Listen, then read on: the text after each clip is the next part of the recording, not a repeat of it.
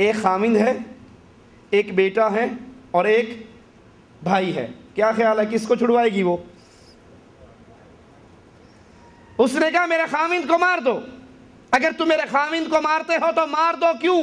خامند مر جائے گا، میں عدت گزار کے نیا خامند کر لوں گی۔ میرے بیٹے کو بھی مار دو، والولد مولود، اگر بیٹا بھی مر گیا میرا خامند ہوگا، اللہ مجھے اور اولاد دے دے گا، لیکن میرے بھائی کو نہ مارنا کیونکہ میرا باپ بھی مر گیا ہے، میری ماں بھی مر گئی ہے، والاخ مفقود، میرا بھائی تو کوئی اور پیدا نہیں ہو سکتا۔ تو یہ پوچھتا ہے بھائی کی موت کے بارے میں کیا کہتے ہو؟ کہا ہاتھ کا کٹ جانا۔ کہا اچھا بیٹے کی موت کے بارے میں کیا کہتے ہو؟ تو کہتا ہے صدع فی الفؤاد، بیٹے کی موت انسان کے جگر میں ایسا خنجر ہے جس کا زخم کبھی نہیں بھرتا۔ بیٹے کی موت کا غم، انسان بوڑھا بھی ہو جائے تو وہ اپنے بیٹے کو یاد رکھتا ہے۔ ایک شخص کا قصے پر غور کیجئے، وہ عمال لینے کے لیے سعودیہ سے انڈیا میں گیا ہوا، ادھر اس کے بیٹے کو ٹھیک 8 بجے اس کا ایکسیڈنٹ ہوا اور ایکسیڈنٹ ہو کر وہ فوت ہو گیا۔ ایک شیخ اپنے اس مقتدی سے پوچھتا ہے کہ جب تمہارا بیٹا یہاں 8 بجے مرا تمہاری کیا کیفیت تھی؟ کہا اللہ کی قسم میں فندق میں لیٹا ہوا تھا اور ٹھیک 8 بجے ایسے لگا جیسے کسی نے میرے سینے کے اندر پورا خنجر اتار دیا ہو، میں تڑپ کے اٹھا، مجھے کوئی سمجھ نہیں آئی کہ کیا ہو رہا ہے۔ میں نے فوراً ٹیلی فون لیا، اپنے گھر فون کیا، اپنے بیوی بچوں سے فون کر کے پوچھا گھر میں خیریت ہے؟ میری بڑی بیٹی نے کہا بالکل خیریت ہے۔ تم کب آ رہے ہو؟ کہا پہلی فلائٹ سے واپس آ رہا ہوں۔ میرے اندر ایسی بے چینی ہے، جب وہ آیا تو آنے کے بعد اسے پتہ لگا کہ اس کا بیٹا اس جہان میں نہیں، فوت ہو چکا ہے۔ تو بیٹے کی موت ایک ایسا زخم ہے ماں باپ کے دل پر جو کبھی بھی نہیں بھرتا۔ یعقوب علیہ السلام کے واقعے کو اپنے سامنے رکھیے۔ یوسف علیہ السلام جب گم ہو گئے، اب یہ رو رہے ہیں، ان کا دکھ بڑھ گیا ہے، ان کے رونے کو، ان کے غم کو، ان کے دکھ کو قرآن کیسے بیان کرتا ہے؟ وَتَوَلَّى عَنْهُمْ وَقَالَ يَا أَسَفَ عَلَى يُوسُف وَابْيَضَّتْ عَيْنَاهُ، وہ اپنے بیٹوں سے منہ موڑتے ہیں اور افسوس کے ساتھ کہتے ہیں ہائے یوسف علیہ السلام، افسوس میرا بیٹا یوسف میرے پاس ہوتا تھا، میرے پاس نہیں ہے۔ اور اس کے غم میں رو رو کر یعقوب علیہ السلام کی بینائی بھی ختم۔ وَابْيَضَّتْ عَيْنَاهُ مِنَ الْحُزْنِ فَهُوَ كَظِيمٌ، رو رو کر، رونے سے، غم اور دکھ سے، آنسو بہانے سے یعقوب علیہ السلام کی بینائی ختم ہو گئی۔ سال ہا سال گزر گئے، یوسف علیہ السلام مصر کے اندر وزیر بن گئے، بھائیوں سے ملاقات بھی ہو گئی، تو اب اپنے باپ کے لیے قمیص روانہ کرتے ہیں۔ تو کیا کہتا ہے باپ؟ ادھر قمیص چلتی ہے اور ادھر یعقوب علیہ السلام کی زبان سے جملے نکلتے ہیں، انی لاجد ریح یوسف، اگر تم میری عقل پہ برا گمان نہ کرو کہ بابا پاگل ہو گیا ہے، تو سنو مجھے اپنے بیٹی کی خوشبو آ رہی ہے، مجھے اپنے بیٹے کی اس وقت خوشبو آ رہی ہے۔ اور جب وہ آیا قمیص لے کر تو قرآن کے ان الفاظ پہ غور کیجئے، فَلَمَّا أَنْ جَاءَ الْبَشِيرُ أَلْقَاهُ عَلَى وَجْهِهِ فَارْتَدَّ بَصِيرًا، تو وہ قمیص لانے والے نے لا کر بوڑھے باپ کے چہرے پر جب قمیص کو ڈالی تو ان کی بینائی واپس لوٹ آئی۔ باپ کے دل میں، ماں کے دل میں اللہ نے ایسی محبت پیدا فرمائی ہے جس کو دنیا والے پرکھ نہیں سکتے، دیکھ نہیں سکتے۔ حضرت عمر رضی اللہ عنہ وارضاہ کے دور میں ایک شخص جس کا نام امیہ بن عسکر الکنانی، اس کا ایک ہی بیٹا جس کا نام کلاب۔ یہ کلاب ایک دن مدینے کی گلیوں میں سے گزر رہا کہ اس کی ملاقات زبیر بن عوام، طلحہ بن عبید اللہ رضی اللہ عنہما سے ہوئی۔ یہ ان دو بار صحابہ سے پوچھتا ہے کہ اسلام کا سب سے بہترین عمل کون سا ہے، اسلام میں سب سے عظیم عمل کون سا ہے؟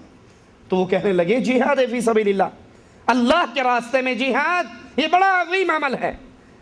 کہا اچھا، امیر المومنین عمر رضی اللہ عنہ وارضاہ کے پاس یہ قلعہ پیش ہوتا ہے اور کہتا ہے امیر المومنین مجھے سرحدی چوکیوں پہ روانہ کر دیجئے جہاں بیٹھ کر میں دشمن کو روکوں اور عالم اسلام کی سرحدوں کی حفاظت کروں۔ عمر ابن خطاب رضی اللہ عنہ وارضاہ پوچھتے ہیں کیا تیرے ماں باپ ہیں، زندہ ہیں؟ کہتے ہاں زندہ ہیں۔ کہا جاؤ اور جہاد کے لیے پہلے اپنے ماں باپ سے اجازت لے کر آؤ۔ یہ گھر آتا ہے، بوڑھی ماں ہے، بوڑھا باپ ہے، اب یہ ان کے سامنے روتا ہے، سوال کرتا ہے، ان کے ماتھے کو چومتا ہے، ان کے ہاتھ کو چومتا ہے، منتیں سماجتیں کرتا ہے، ابو جان مجھے جانے دیجئے، امی جان مجھے جانے دیجئے، اور ان کو سنبھالنے والا اس کے علاوہ کوئی ہے بھی نہیں۔ بوڑھے ماں باپ مجبور ہو جاتے ہیں بیٹے کی منت سماجت کے سامنے اور اجازت دے دیتے ہیں کہ جاؤ جہاد کے لیے۔ یہ آتا ہے اور میدان جہاد کی طرف، سرحدی چوکیوں کی طرف روانہ ہو جاتا ہے۔ جب یہ روانہ ہو گیا، اب گھر میں بوڑھی ماں ہے، بوڑھا باپ ہے، ان کی دیکھ بھال کرنے والا کوئی نہیں۔ اب وہ بچے کی محبت، اس کا پیار ان دونوں پہ غالب آتا ہے، اور اس غلبے کے اندر آ کر وہ اس کو یاد کر کے روتے ہیں، دکھ کا اظہار کرتے ہیں۔ امیہ ایک دن ایک درخت کے نیچے بیٹھا تو ایک فاختہ کو آتے ہوئے دیکھا، جو آتی ہے اپنے گھونسلے پر بیٹھتی ہے اور اپنے چھوٹے چھوٹے بچوں کے منہ کے اندر دانہ ڈالتی ہے، ان کو چوگا دیتی ہے، کھانا کھلاتی ہے۔ یہ سوچ کر اسے فوراً اپنا بیٹا یاد آیا۔ کہا میرا بیٹا ہوتا تھا میرے پاس، مجھے کھانا دیتا تھا، مجھے مسجد لے کر جاتا تھا، میری خدمت کرتا تھا، اور اس کا غم بڑھ گیا کہ یہ جانور اپنے بچوں کی پرورش کر رہا ہے جب وہ کمزور ہے۔ آج ہم کمزور ہوئے ہیں ماں اور باپ، تو بیٹا ہمیں چھوڑ کر چلا گیا۔ غم بڑھتا ہے، روتا ہے، اور اس کو وہی مرض لگ جاتا ہے جو یعقوب علیہ السلام کو لگا تھا، یعنی رو رو کے اس کی بینائی بھی ختم ہو جاتی ہے۔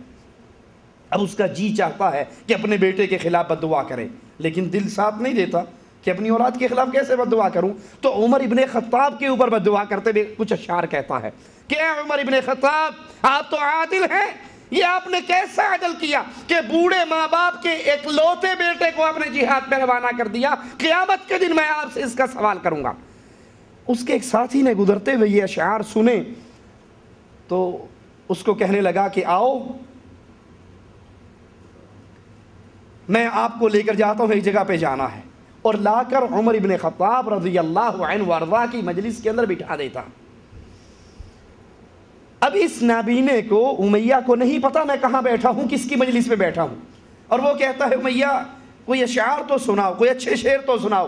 اس نے اپنے بچے کے بارے میں جو چند اشعار کہے تھے، بچے کی محبت غالب تھی، اس نے وہی اشعار پڑھے کہ عمر ابن خطاب عادل ہو، یہ کیسا عدل ہے کہ بوڑھے ماں باپ کے اکلوتے سہارے کو آپ نے میدان جہاد پہ بھیج دیا، میں قیامت کے دن آپ سے اس کا حساب لوں گا۔ عمر ابن خطاب نے کہا سبحان اللہ، یہ کون ہے؟ کہا یہ کلاب کا باپ ہے۔ کہا اور کلاب کہاں ہے؟ کہا اس کو آپ نے جہاد پہ بھیجا ہے۔ کہا کیا اس بوڑھے نے اپنے بیٹے کو جہاد پہ جانے کی اجازت نہیں دی تھی؟ کہا اس نے منتیں اتنی کی تھی کہ یہ مجبور ہو گیا تھا۔ عمر ابن خطاب فوراً آرڈر لکھواتے ہیں کہ اس کے بیٹے کو سفری گھوڑوں پہ، ڈاک کے گھوڑوں پہ واپس بھیجو۔ ڈاک کا گھوڑا ایسا گھوڑا ہوتا ہے جو کچھ میل کے فاصلے پر ان کی چوکیاں ہوتی ہیں، ایک گھوڑے کو دوڑایا جاتا ہے اتنا جتنی اس میں طاقت ہے، اور جب وہ بے بس ہو جاتا ہے تو مسافر اس سے اتر کے دوسرے گھوڑے پہ سوار ہو جاتا ہے، جو مہینوں کا سفر ہے وہ ہفتوں میں پورا ہو جاتا ہے۔ کہا اس بچے کو، اس کلاب کو اس ڈاک کے گھوڑوں پر روانہ کرو، فوراً واپس بھیجو۔ آرڈر پہنچتا ہے، کلاب کو وہاں سے سوار کیا جاتا ہے، اور یہ امیر المؤمنین عمر ابن خطاب رضی اللہ عنہ وارضا کے پاس آتا۔ اب ایک سپاہی ہے جو مسلمانوں کی فوجوں کے سپہ سالار کے اوپر داخل ہو رہا ہے، اسے کہتے ہیں بیٹھ جاؤ، یہ بتاؤ تم اپنے ماں باپ کے ساتھ کیا سلوک کرتے ہو، کیسی نیکی کرتے ہو، کیا سلوک تمہارے ماں باپ کے ساتھ ہے؟ کہا امیر المومنین، ماں باپ کے ساتھ میرے سلوک کی یہ کیفیت ہے کہ میں ان کی خدمت ان کے کہے بغیر کرتا ہوں۔ یہ بھی نیکی ہے کہ باپ آپ کو کہے بیٹا یہ کام کرو اور آپ کرو، ماں کہے بیٹا یہ کام کرو اور آپ کر دو، لیکن اصل نیکی یہ ہے، زیادہ اعلیٰ افضل یہ ہے کہ آپ کو پتا ہو اب ابو نے مجھے فلاں کام کہنا ہے، آپ کو اندازہ ہے، تو آپ باپ کے کہے بغیر وہ کام کر دیتے۔ کہا امیر المومنین، میں اپنے ماں باپ کی خدمت ان کے کہے بغیر، ان کے آرڈر سے پہلے ہی کر دیتا ہوں، اور میں دیکھتا ہوں کہ وہ کون کون سے کام ہیں جن کے کرنے سے میرے ماں باپ خوش ہوں گے، میں وہ کام پہلے کر کے رکھتا ہوں۔ کہا سبحان اللہ، اور کچھ بیان کرو، اور تم اپنے